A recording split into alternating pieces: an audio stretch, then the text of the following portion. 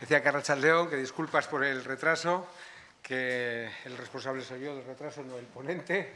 Y bueno, pues hoy queremos compartir esta nueva sesión de Ágora Clima 2050. Sabéis que en el marco de las acciones que estamos desarrollando tanto desde el Ayuntamiento en el área de medio ambiente como desde la Fundación Cristina Enea, en la estrategia Clima 2050, estamos desarrollando diferentes tareas, diferentes ámbitos, y una de ellas, fundamental, es la reflexión, el diálogo también con expertos que nos hablan de diferentes ámbitos que inciden también en el aspecto del cambio climático.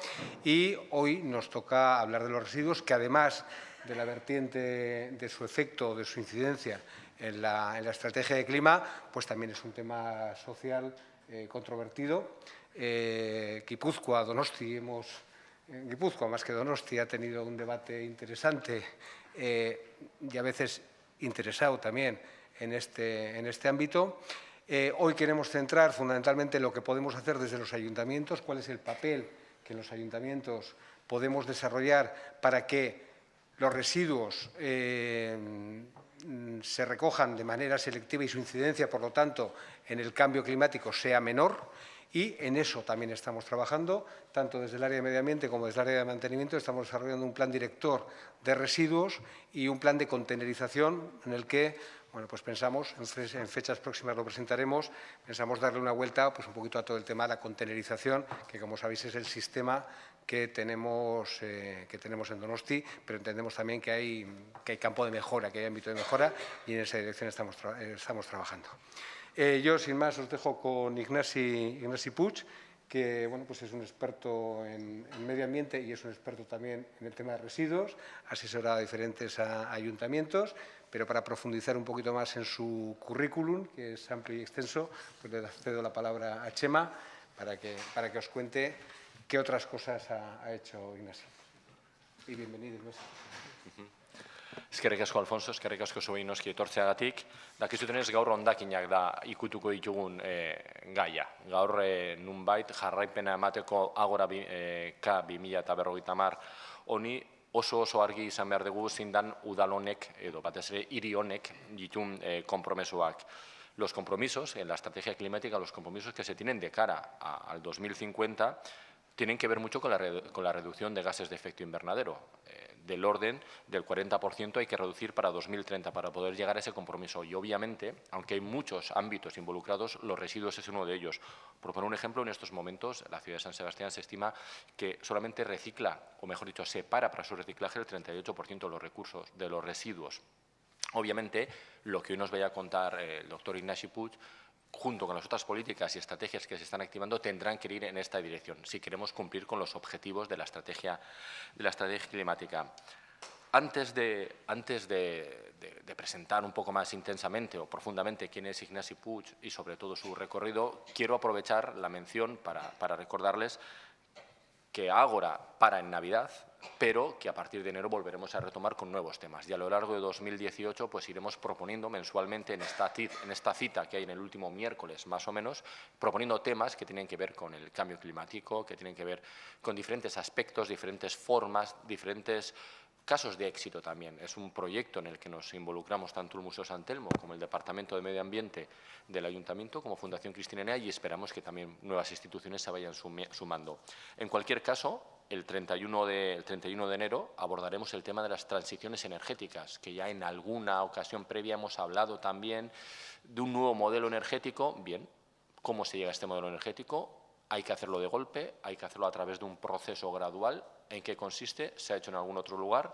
¿Cómo se ha hecho? Eso es un poco lo que trataremos de abordar el 31 de enero aquí en este mismo Ágora. Hoy, sin embargo, lo que nos ocupa es la gestión municipal de los residuos, un compromiso colectivo. Y para hablarnos de este tema, pues nadie mejor que Ignasi Puig, que es economista, tiene el grado en economía y además es doctor en ciencias ambientales. Tiene un amplísimo recorrido en el campo de la investigación, de la publicación de temas relacionados con los residuos específicamente, pero también con amplias aspectos que tienen que ver con la sostenibilidad o con el cambio climático y medio ambiente. Y en la actualidad, desde 2010, es vicepresidente de la Fundación ENT, cuyas siglas pues me las han contado pero se me han olvidado, supongo que él podrá decirlo otra vez, pero es una fundación que trabaja muy activamente asesorando, comunicando y dando a conocer nuevas estrategias, nuevas formas de abordar este cambio, este reto que es el cambio climático. Besterik gabe, eskerrik asko etortzeagatik, zuekin Ignasi Puig, eskerrik asko.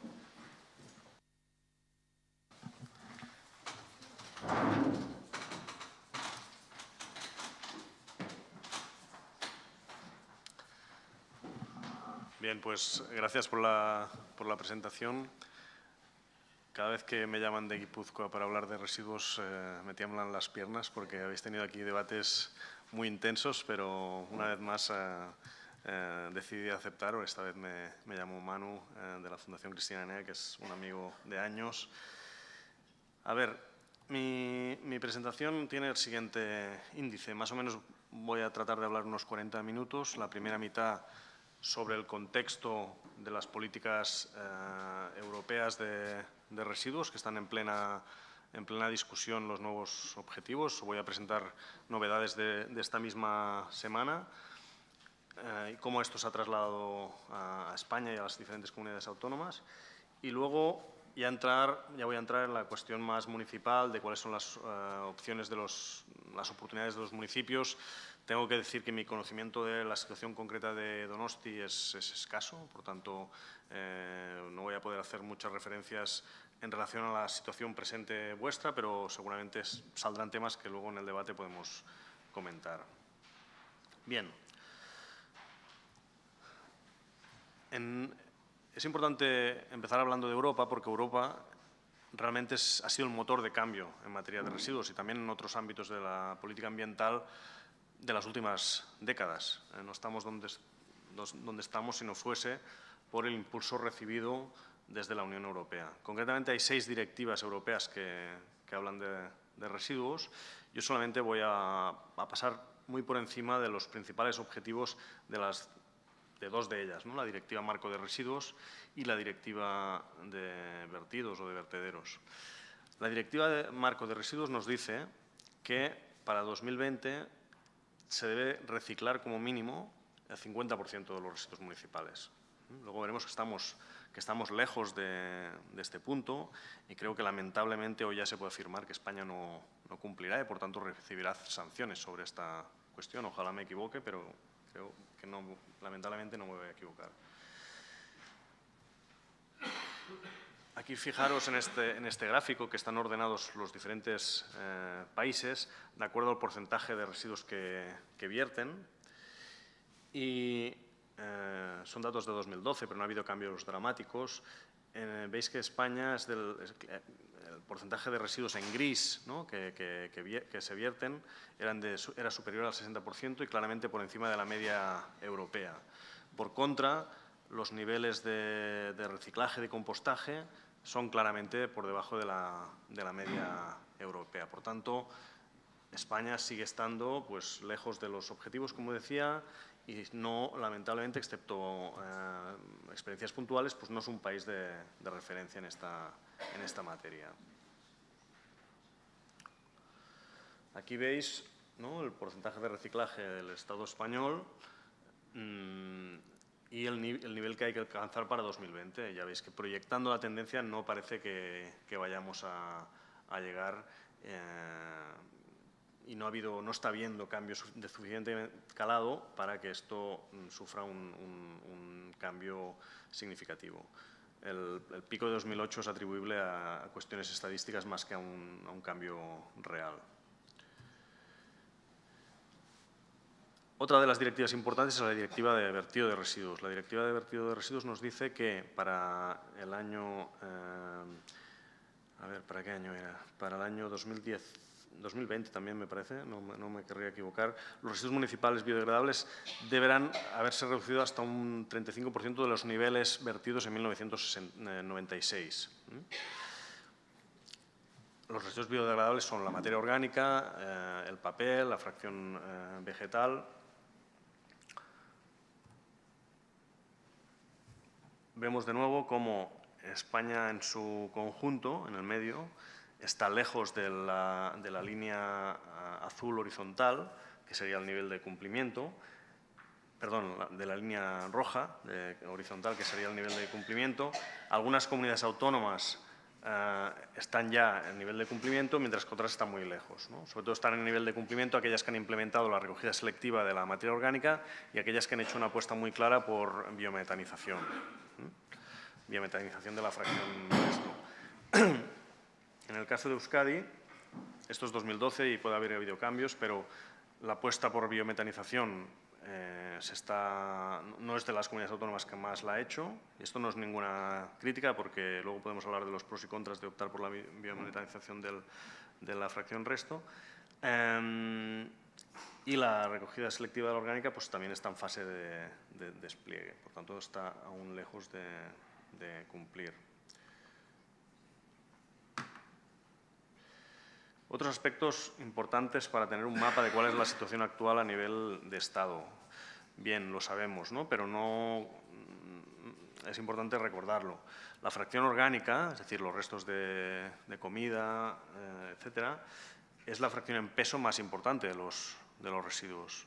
Y es curioso porque es la que más problemas da. Si va a vertedero nos da problemas de emisiones de metano, si se mezcla con el resto de fracciones las contamina o las ensucia todas. Es la más fácil de tratar, solo hay que tratar de imitar a la naturaleza. Y sin embargo, siendo la más fácil de tratar, la que más problemas da y la más importante en peso, no es la que se ha abordado en primer lugar, ¿no? Empezamos a separar, hace años ya, a separar el vidrio, el papel, los envases, y hemos dejado para el final la materia orgánica. Esto no parece muy lógico, ¿no? Pero así ha sido. Por tanto, ahondaré sobre esta cuestión, pero la máxima prioridad debe ponerse en la fracción orgánica. Tenemos un plan estatal marco de residuos a nivel español que lo que hace es, de alguna forma, tratar de alinear los diferentes planes autonómicos de las comunidades autónomas, los objetivos europeos, que a su vez fueron traspuestos a la normativa española, y que también nos dice algunas cuestiones adicionales interesantes, ¿no? Por primera vez se dice que las comunidades autónomas deberán cumplir como mínimo, a su nivel territorial, los objetivos que Europa fija para el conjunto del Estado. Hasta ahora, Europa fijaba unos objetivos para España y las comunidades autónomas, que son las que más competencias tienen en gestión de residuos, no respondían si no alcanzaban estos objetivos. Esto con el PEMAR cambió, ¿no? Por tanto, supuestamente, a partir de ahora, el Estado puede exigir a las comunidades autónomas que alcancen los objetivos europeos que antes comentaba en su respectivo territorio. Esto pasó bastante desapercibido, se introdujo a última hora en el PEMAR, pero es una de las cuestiones más importantes. Luego, como decía, se hace eco de algunos de los objetivos que antes ya mencionaba, 50% de preparación para la reutilización y el reciclado. Introduce un objetivo de prevención de residuos del 10% de la reducción de la generación en 2020 respecto a 2010. Limitar la valorización energética a los rechazos procedentes de instalaciones de tratamiento y a materiales no reciclables. La primera parte de esta frase es factible de llevar a la práctica. La segunda la veo mucho más difícil de llevar a la práctica. También tenemos un plan estatal de prevención de residuos, que en mi modesta opinión de momento está siendo bastante papel mojado, porque a nivel estatal hay muy pocas medidas de prevención en marcha y las principales que se podrían hacer desde un Estado, con la potencia de un Estado, que es promover el ecodiseño, extender la responsabilidad de empleo del productor, impulsar sistemas de depósito, devolución y retorno, etcétera, no están ni en la agenda.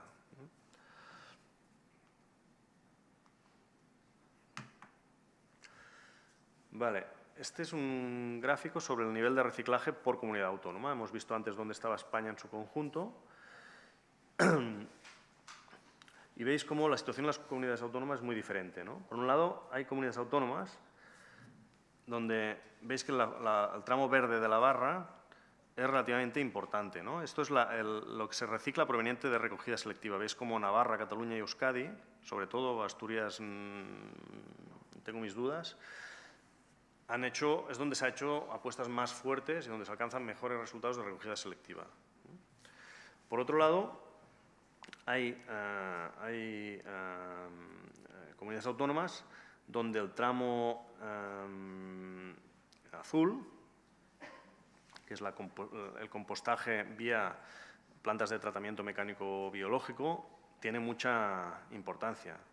Incluso es la contribución principal al reciclaje. Por ejemplo, Valencia es un caso paradigmático, ¿no? El tramo azul es muy importante.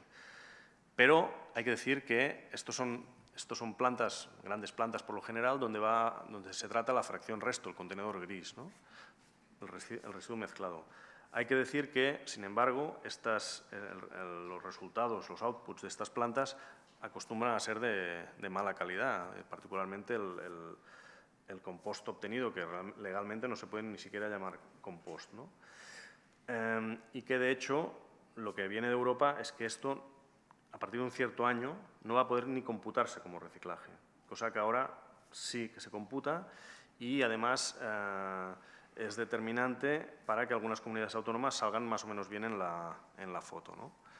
Por tanto, yo creo que lo que nos viene de Europa, y luego voy a explicar lo que se aprobó provisionalmente el pasado martes de madrugada, nos debería reforzar la apuesta por la recogida selectiva más que la apuesta por los tratamientos finalistas.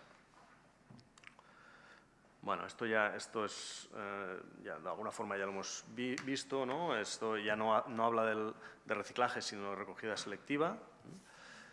La recogida selectiva es uno de los cauces que nos lleva al reciclaje, pero también se obtiene el reciclaje de los tratamientos de la fracción resto, ¿no?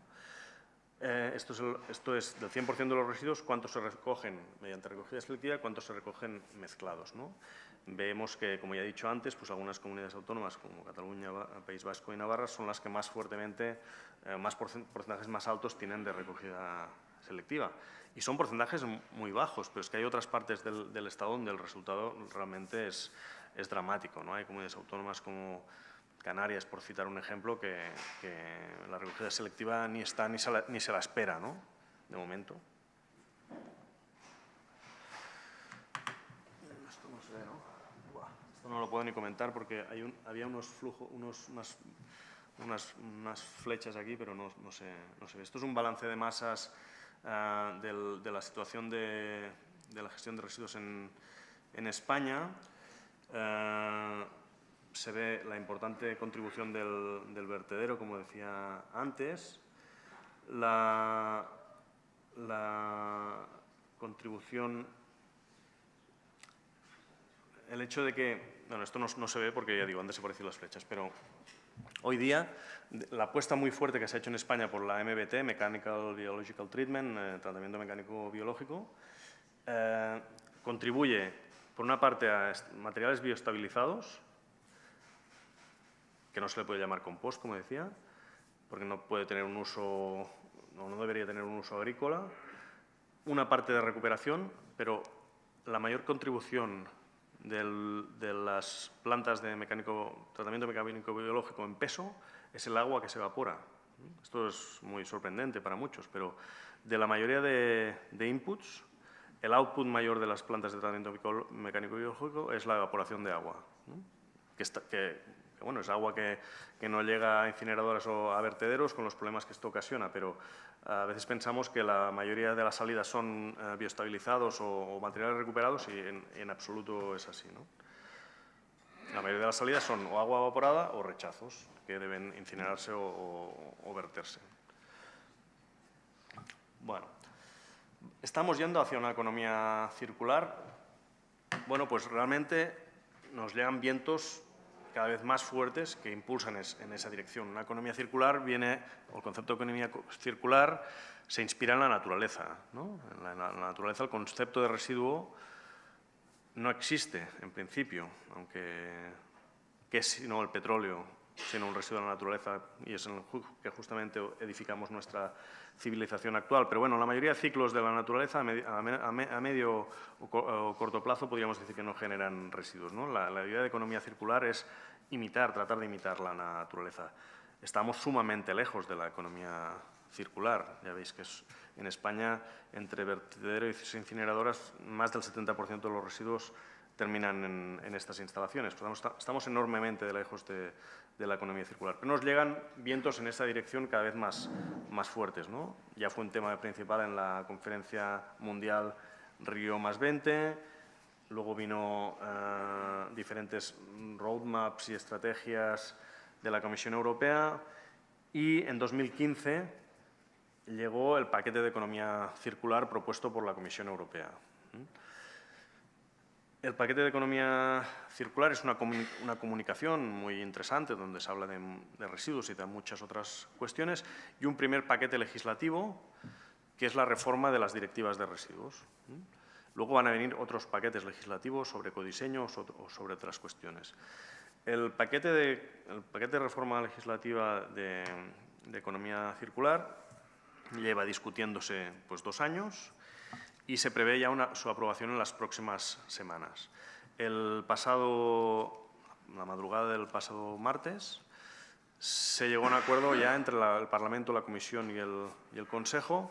Por lo tanto, y aquí os presento lo que he podido indagar de lo que se aprobó en esa reunión, esto ya probablemente no cambie mucho de cara a su aprobación final. En negro está lo que es seguro que contiene y en gris lo que algunas fuentes me han comentado, pero no he podido confirmar.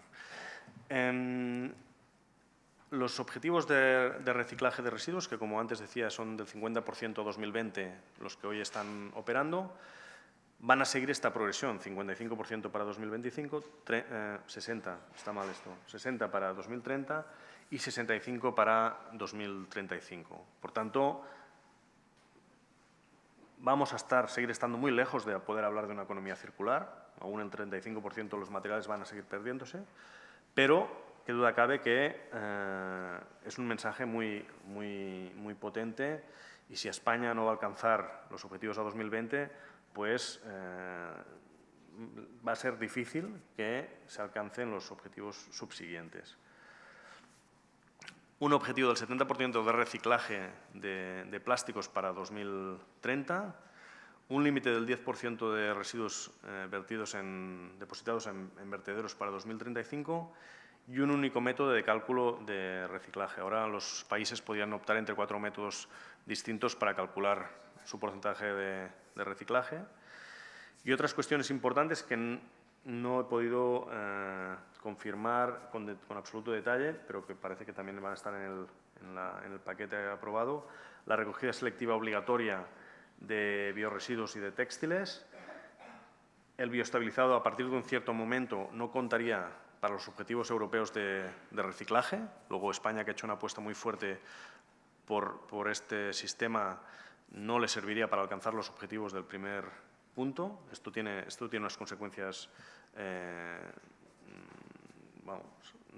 muy fuertes para un país como España, donde se ha hecho una apuesta muy fuerte por este sistema.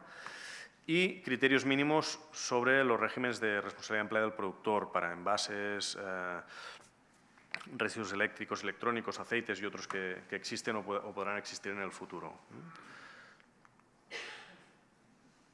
Por tanto, esto da unas señales muy fuertes para lo que vamos a ver en los próximos 15 años en materia de residuos, pero que sin duda va a afectar a toda la cadena productiva porque, de otro modo, focalizando solo en el final de tubería no se van a poder alcanzar estos objetivos.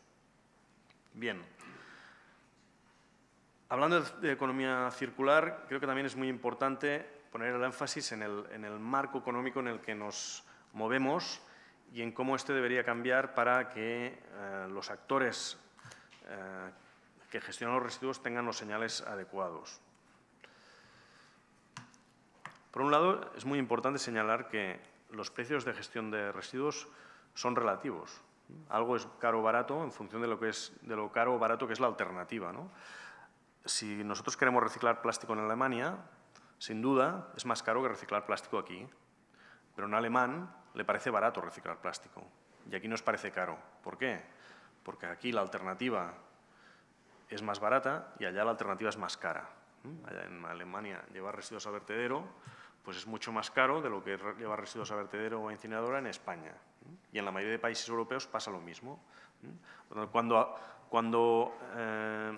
llevar residuos a tratamiento finalista es caro, la alternativa pasa a ser barata, ¿no? Por tanto, esto es importante porque hay políticas públicas para incidir sobre los precios de los diferentes tratamientos, ¿no?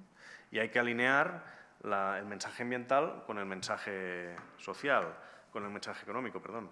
Si queremos que la gente o las administraciones reciclen, pues tenemos que conseguir, o sería preferible conseguir, que también reciclar fuese más barato que no hacerlo, ¿no?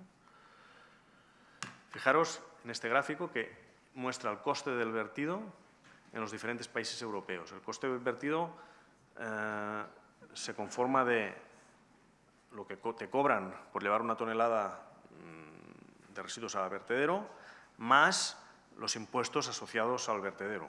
En la Unión Europea hay unos, no sé, ahora la última vez que lo miré, 19 países que tienen impuestos sobre el vertido de residuos. Impuestos cuya finalidad es disuasoria, encarecer el vertido.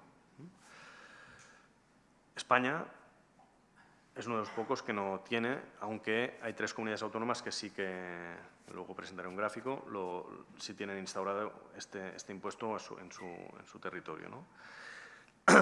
Se observa en este gráfico que aquellos países donde verter es caro, ¿no? Eje de la derecha, ¿no? Donde es caro el coste del vertido, ¿no? A ver. Sería estos países de toda esta zona donde verter es caro son los países que tienen un porcentaje de vertido menor, ¿no?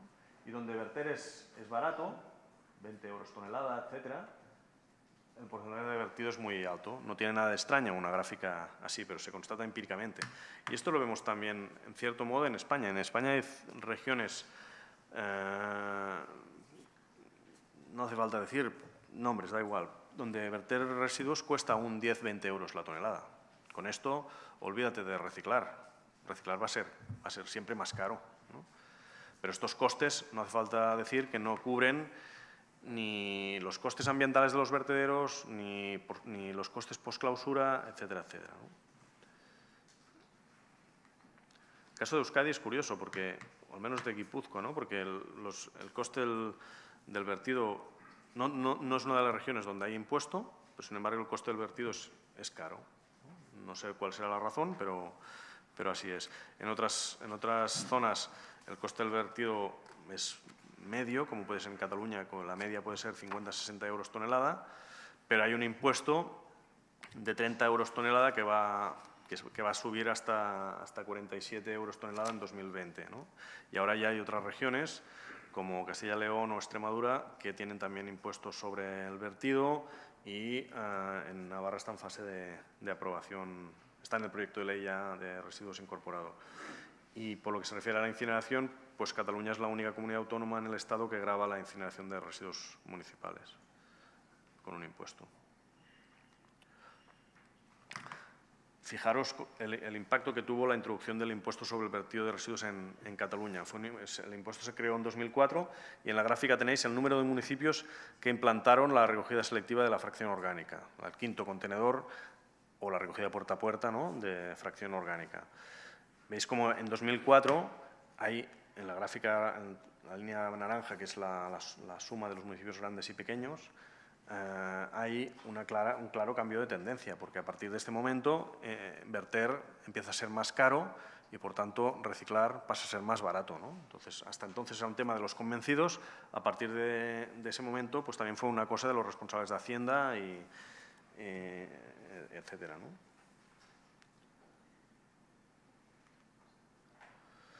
Bien,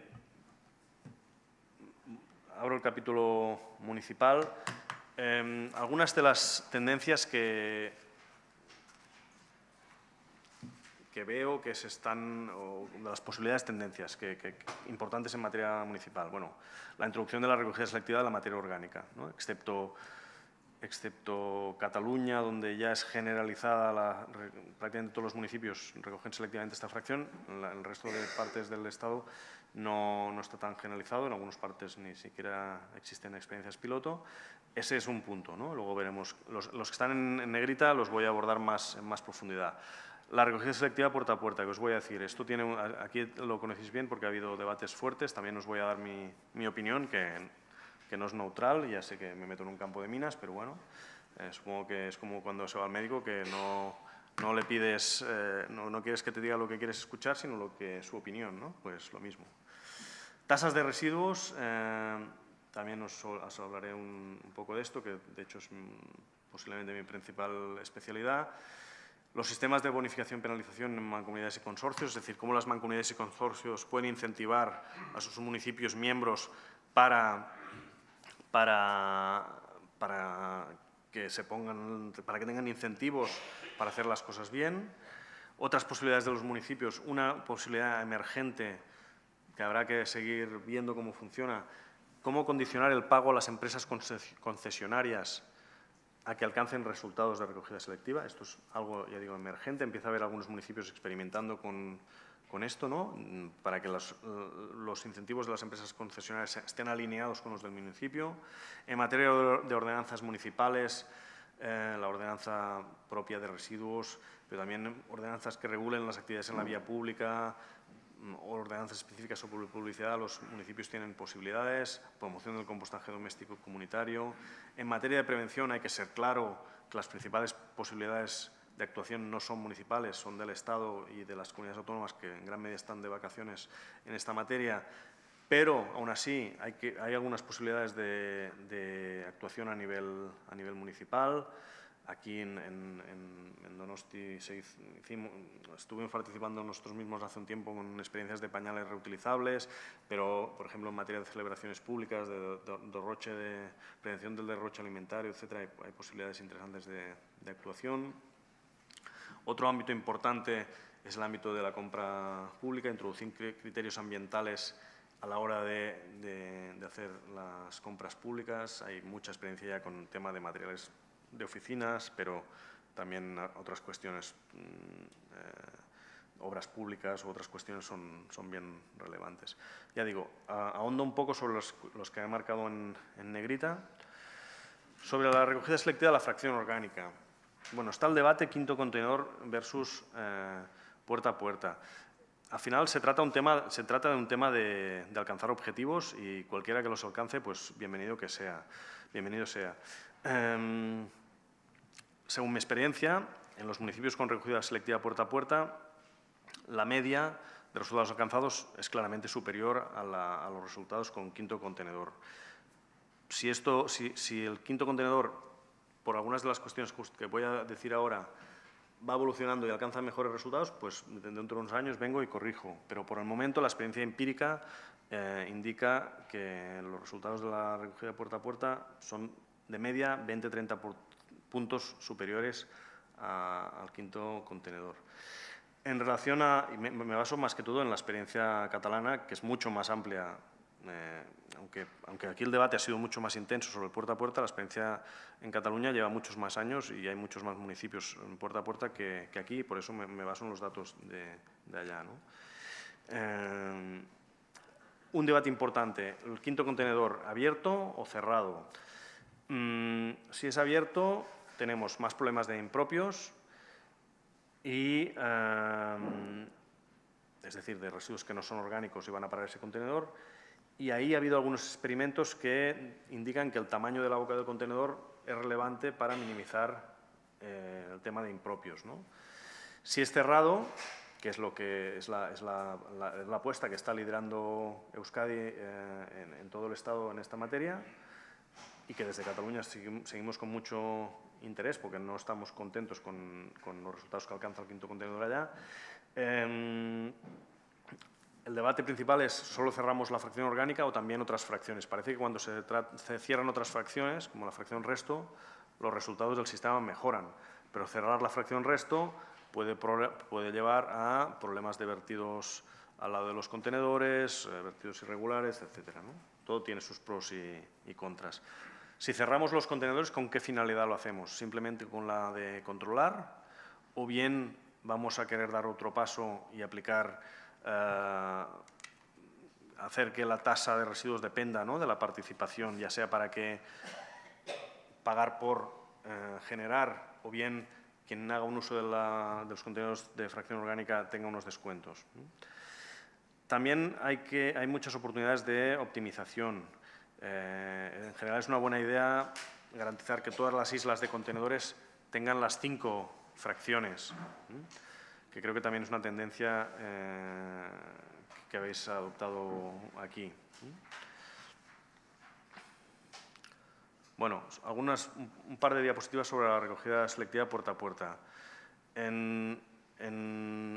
una tendencia que es creciente en el Estado. En Cataluña hay ahora 130 municipios con recogida selectiva puerta a puerta. Yo creo que para el año que viene mínimo se llegará a 170 o algo así. En Baleares también hay una apuesta de algunas mancomunidades por este sistema. En Euskadi yo tenía censados 27 municipios, pero sé que muchos han eliminado el sistema, no sé cuántos hay ahora, pero diría que es la única parte del Estado donde la tendencia es a ir a menos municipios. Ahí lo dejo para la reflexión.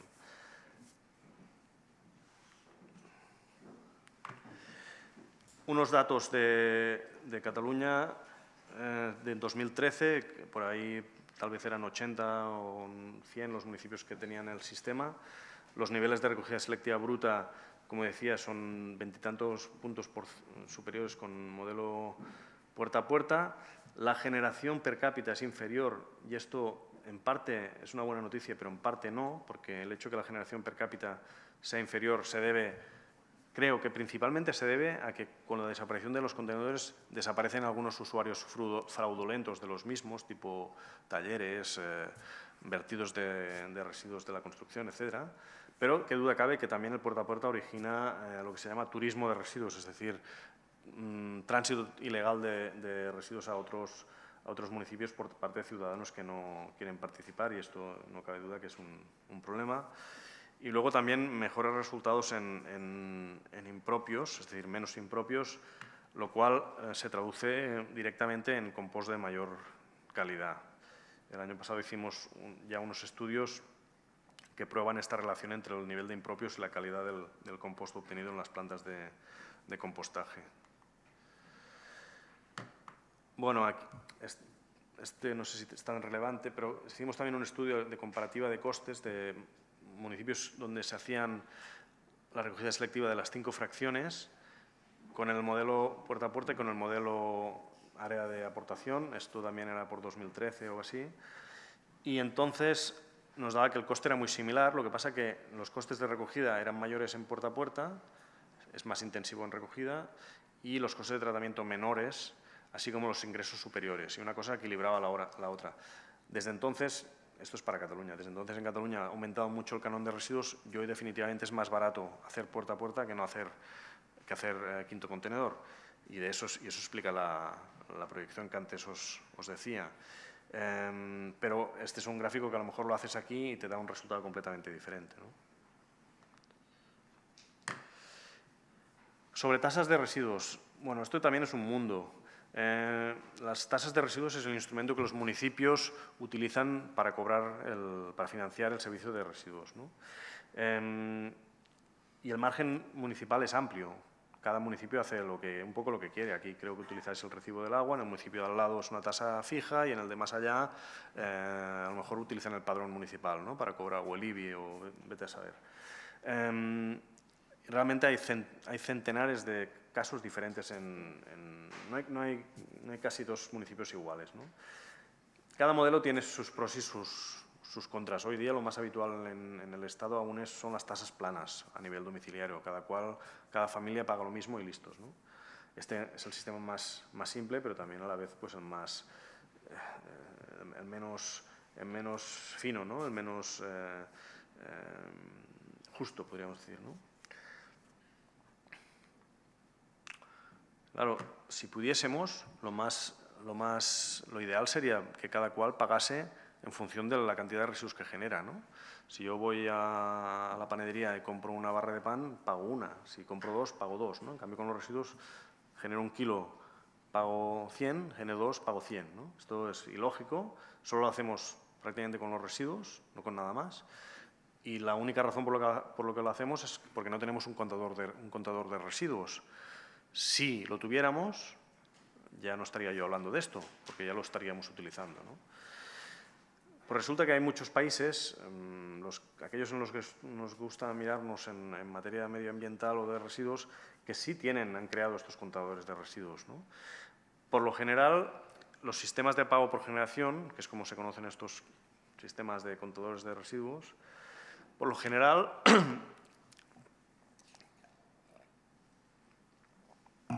se basan en sistemas de recogida puerta a puerta. Pero no siempre, ya veréis luego otros sistemas basados en contenedores que también aplican el concepto de pago por generación. Hay algunos casos, por ejemplo, que pagas en función del volumen. El ayuntamiento estandariza bolsas de basura y solo si utilizas esas bolsas de basura se te recogen los residuos. Si no las utilizas, no se te recoge el residuo. Y esas bolsas de basura, en vez de valer el coste del plástico, 2 céntimos, 3 céntimos, pues valen 1 euro, 2 euros, y eso sirve para financiar el coste de la gestión de residuos, por lo cual, quien más bolsas utilice, más contribuye a la tasa, ¿no?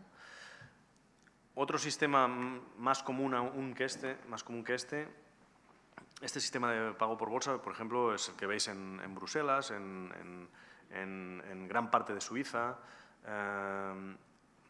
Más común que este es el sistema de pago por cubo, ¿no? Donde cada familia tiene un cubo y en función del tamaño del cubo y en algunos casos de la frecuencia de recogida o del tipo de fracción de la que estemos hablando, pues el ciudadano paga más o menos, ¿no? Este sería el sistema pues, de Múnich, de Berlín, de gran parte del norte de Italia. Luego hay sistemas de pago por volumen, pero con contenedores y con acceso mediante tarjeta magnética. Veis aquí a la izquierda una fotografía de un municipio italiano donde llegas al contenedor, te identificas, se abre este dispositivo volumétrico donde metes tus residuos. Si no te caben, pues lo tendrás que abrir más veces y tendrás que pagar más veces, ¿no? Y a la derecha otro modelo también de pago por volumen usando contenedores. No cabe duda que estos contenedores pues, son más caros, problemas de vandalismo, etcétera, ¿no? Pero hay experiencias y cada vez crecientes. Luego también hay casos de pago por peso, donde lo que se hace es que un sistema, como comentaba antes, con cubos con chip, pero que a la hora de vaciarlos el camión de recogida de residuos pesa el cubo de cada hogar, ¿no?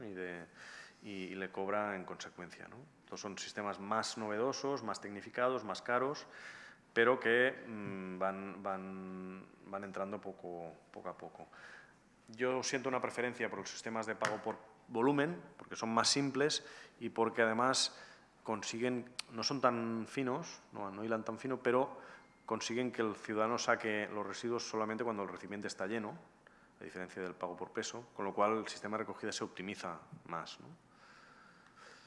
Y también hay contenedores que, como los que veíamos antes, donde se accede con tarjeta magnética, tienen sistemas de autopesaje, están extendidos en Seúl, hay algunas experiencias en Holanda y en Alemania, pero son, ya digo, un número reducido relativamente reducido de experiencias.